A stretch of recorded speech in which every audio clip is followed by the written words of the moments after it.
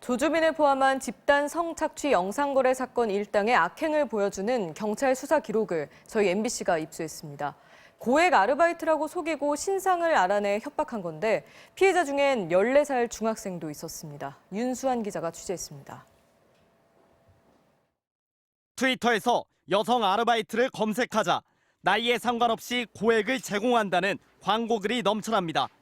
조주빈과 그 일당 역시 이런 불법 허위 광고로 급하게 돈이 필요한 피해자들을 물색했습니다. 조주빈의 일당 가운데 가장 먼저 구속된 인물은 경기도의 한 구청에서 공익근무요원으로 일하던 강모 씨.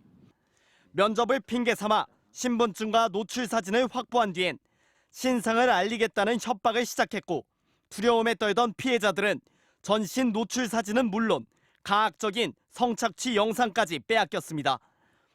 경찰 수사 기록에 따르면 피해자 가운데는 14살 청소년 4명 등 중학생도 5명이나 포함된 것으로 드러났습니다.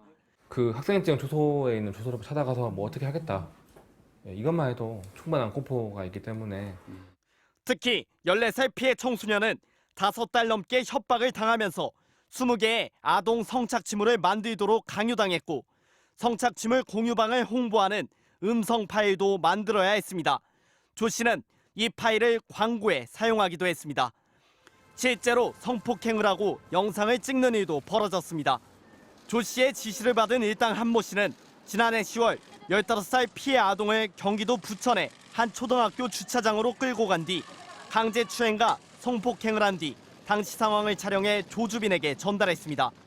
우두머리였던 조주빈은 신분 노출을 피하기 위해 텔레그램 아이디만 8개 넘게 사용하면서 20개의 대화방을 운영했고 가장 가학적이었고 가장 많은 입장료를 요구했던 이른바 3단계 박사방은 경찰의 추적을 피하기 위해 텔레그램이 아닌 미국의 비밀 채팅 메신저 위커를 사용했습니다.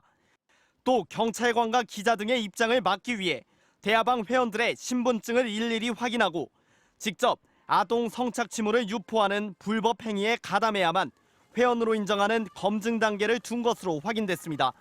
MBC 뉴스 윤수환입니다.